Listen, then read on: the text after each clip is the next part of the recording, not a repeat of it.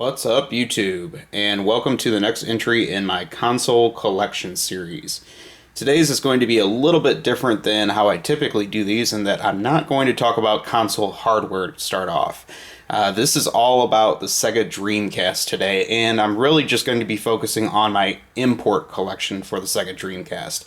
So I'm still waiting to do a full video on the US library. I do own a full collection of the Sega Dreamcast library for the US system, and I'm just trying to think of how best to make that video. So for today, I'm just going to focus on my import collection for the system, which includes both European and Japanese imports.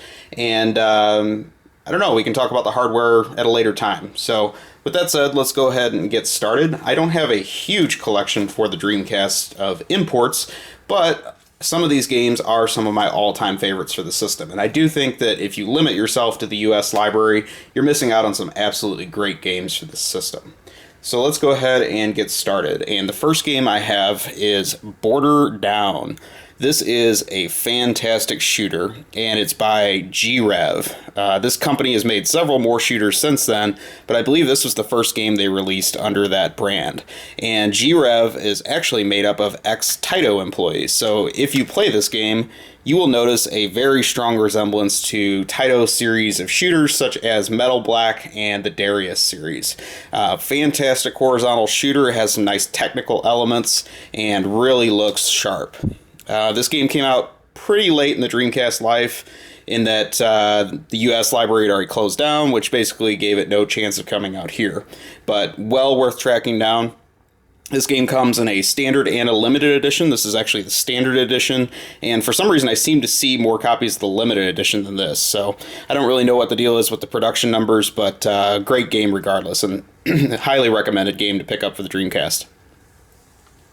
Next one I have is a game that came out on several systems, but this was the first system it came out on, and that is Capcom vs. SNK 2 Millionaire Fighting 2001.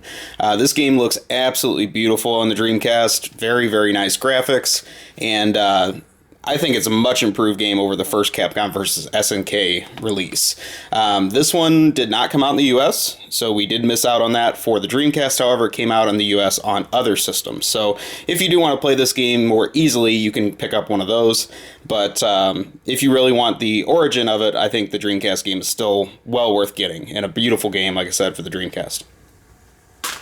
The next one is kind of an unusual one, that it is a music action game. This is Cool Cool Tune, and what makes it unusual is really the developer of this game. This game was developed by SNK, and this is not a game that they are well known for. Most of their games are, fighting or 2D action games, whereas this is a very colorful music action game. It has some really good concepts and very nice cel-shaded style, but overall there's many other music action games that I think I would recommend over this one. This one seems to be pretty rare for the Japanese Dreamcast, but at the same time it really doesn't go for a lot. So if you're interested in this game, it's worth checking out if you can get it at a decent price. They also released a Neo Geo Pocket Color version of this game called Cool Cool Jam, and this was one of the few games that took advantage of the Dreamcast to Neo Geo Pocket Color link cable. Don't really remember what it did for you in this game, but it was one of the games that if you really want to make use of that accessory, this is one of the ones worth grabbing. So definitely an interesting title in the series. Next one is another one we did not get in the US, that is Fighting Vipers 2, and that was a little surprising considering this was a first-party title developed by Yu Suzuki's AM2. Dreamcast, fighting game, not exactly one of the best, but a good-looking game, and I think was worthy of releasing here. We did get the first Fighting Vipers game on the Saturn, so again, there was precedent to release it here, but somehow we missed out. Again, not an all-time classic, but worth playing, and really good if you like Yu Suzuki games. Next game is another one I think we take for granted today, and that is the original Guilty Gear X. This game was mind-blowing when it came out. I think I bought this, the very first month it came out, and this one really had the first use of those high-res 2D graphics and really, really beautiful style. But there's so many games in this Guilty Gear X series now that I think has just become a little watered down, and you can take your pick of many of these for several different systems. I couldn't even begin to tell you what's the best, but this game was really, awesome looking whenever it first came out. So if you like it from a history sake, I think it's worth grabbing just for that reason. Next one was another very highly hyped game for the import Dreamcast, and that is the Treasure-developed Ikaruga. I am not the world's biggest fan of this game. I think the hype doesn't really justify the gameplay of it. It had some unique game mechanics, of course, with the light and dark bullets, but overall, I don't really think it's a great-looking game either. And, you can get this on the US GameCube, so it's not like this is the only way to play this game. This game has many fans, like I said, but I do think there are better shooters for the Dreamcast. Next one is one of the oddballs in my collection, and that is the Lost Golem. And this is a very unusual, low-budget, action puzzle type title where you are supposed to save this chubby little king from the evil golem. And I don't think this game got many copies printed. It seems to be pretty difficult to find, but it is certainly a unique experience if you want something different for your Japanese Dreamcast. Next one is another kind of unheralded game for the Japanese Dreamcast, and this one probably for good reason. This is known as Plus Plum, and it is a puzzle, kind of a traditional puzzle game for the Dreamcast, which, there's a fair amount, but not a ton like there were on the Saturn and the PlayStation. This one's okay if you just want another one for your collection, but not exactly, something you have to have. I remember getting this one pretty cheap back in the heyday of the Dreamcast. Next game is one I really don't even know why I own for Japanese Dreamcast, and that is Psychic Force 2012.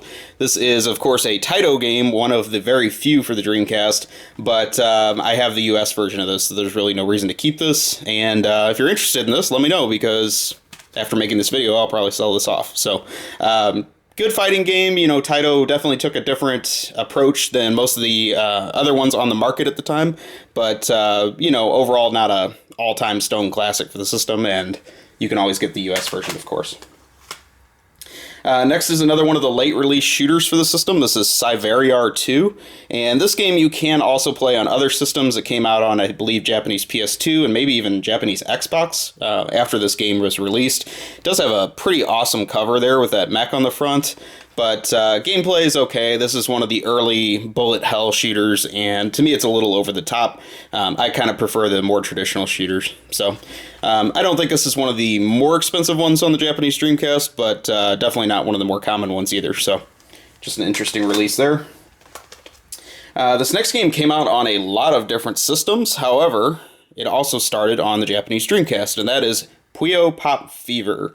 And this was a updated remake, not really remake, but updated game in the series of Puyo Puyo. And they tried some new things on this one. I believe it might have...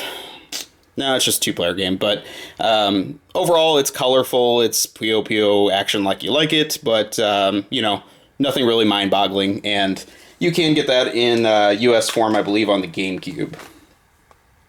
Next game is a all-time classic of the Dreamcast that I think gets a little bit neglected now with how easy it is to play this game on other systems, but this is the original Rez. This is where it all started, and this is just a fantastic game that I think many of you have enjoyed through many other means, but again, the Dreamcast is where it all started, and just really a fun overall experience.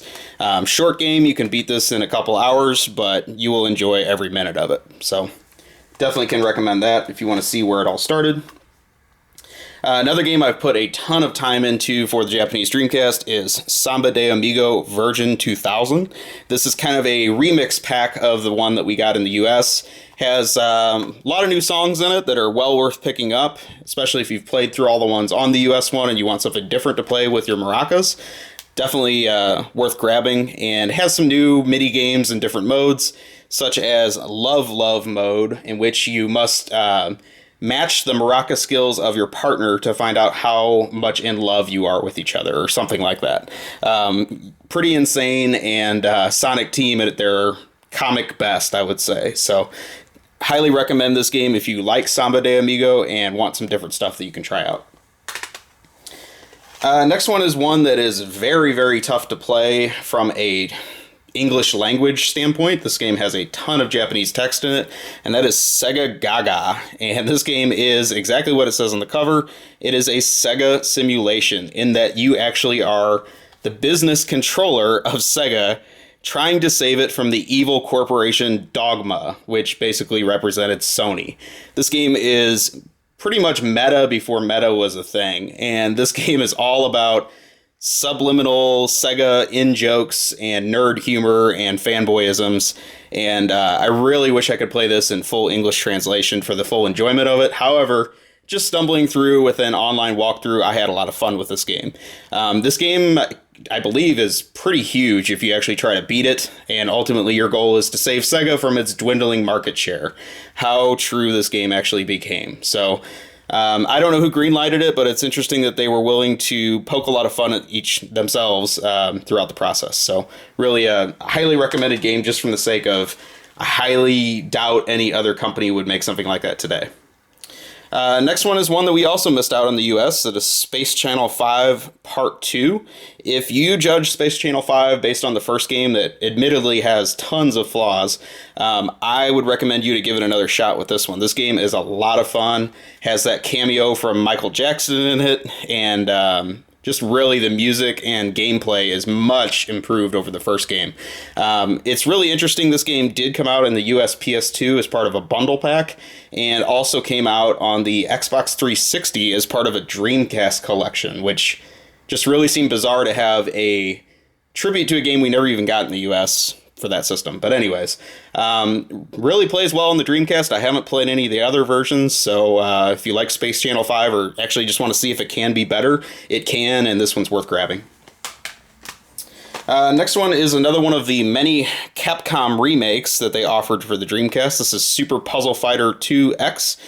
2 Turbo X, whatever you want to call it, for matching service. And for matching service was basically Capcom code for playable online in Japan only. So never got a chance to experience this online. I'm sure it would have been a lot of fun. It does look good on the Dreamcast. However, for some reason, I think there's a little bit of input lag, which a lot of the for matching service games naturally had, just so that when you play them online, you didn't feel like you're missing out on some of the action. So they actually did it to the standard gameplay, which is a little bit odd. I prefer to play this on my US Sega Saturn, but if you like Puzzle Fighter, this one's well worth getting for any system. Next game is another oddball of the Dreamcast, and that is Tokyo Bus Guide. This game was a big hit in Japan. I think it came out for several different systems. US audiences really wouldn't get this game if this would have come out here, but if you want something very different for your Dreamcast, this is worth a look. Basically, your goal is to pilot passengers through Japan and drive the bus as accurately as possible, which means no sudden stops, no sudden starts, and holding the door open for the right amount of time, and all those like super anal retentive things that you can imagine don't sound like fun, but actually can be a little bit of fun. So if you want something different, again, Tokyo Bus Guide for the Dreamcast. Next one is one of my all-time favorite shooters for this system, and that is Zero Gunner 2. This is a console exclusive, I do believe. This is one of the shooters by the developer Psycho, of which I like many of their games. And this is their helicopter shooter, which came out long before Under Defeat, which also got its start on the Dreamcast.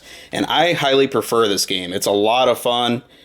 Just getting the, helicopter controls down, as well as just a lot of good color and action in this game. So can highly recommend Zero Gunner 2. It might be one of my favorite shooters on the system.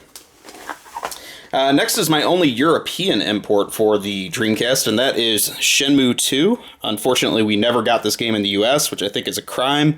This game, again, is also much improved over the original, and I did beat this game many years ago and enjoyed every minute of it. You can play this on the US Xbox, but for some reason when I got that version, I didn't think the resolution of it looked as good, and I would prefer to play this Dreamcast version if it was just up to me. Definitely recommend this game too if you think you enjoy Shenmue and want to get ready for Shenmue 3. This is a great way to do it, and just pretty much an unheralded classic for the system. Next, I'll show you a couple games that have weird cases compared to the rest of these. And the first one of these is Cosmic Smash. This is essentially a racquetball, high-tech, futuristic racquetball with very minimal graphics and this cool DVD transparent case. This game has incredible style with minimal graphics. It feels like, kind of a Tron type of thing going on with the graphics. A lot of fun. This game used to have an online leaderboard that used to, just type in your score on the computer, no real actual connection type of thing, or maybe it pulled it off your Dreamcast. And I remember one of my local friends and me got really into this game when it came out, and he was in the top 30 of the whole world or something like that at the time. But a lot of fun to play, single player or going for a top score. So can definitely recommend Cosmic Smash for something different. Last game is the most unusual of these, and that is in that it's a book with a disc included. And that is Yu Suzuki's GameWorks Volume 1. This game unfortunately never got a sequel, but this does have some of the best Yu Suzuki developed AM2 arcade releases on it.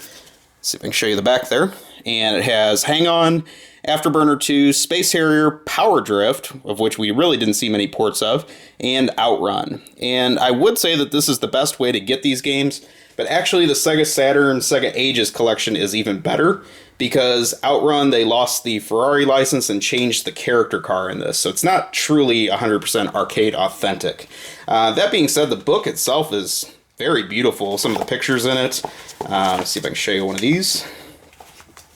It's a great shot of the deluxe Outrun arcade cabinet, and just has some nice, overall artwork of Yu Suzuki's development in these great classic games. This one's getting a little tough to find, and I don't remember it being easy to get even when it came out, but very nice book, and you get the little bonus disc in there with those classic arcade games.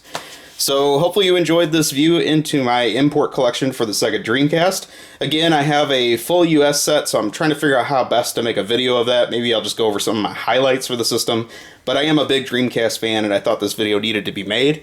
If there are any other Dreamcast imports out there that you think I might be interested in, please let me know in the comments. And please take a moment, like, comment, subscribe. Have a great day or night wherever you are, and I will talk to you soon.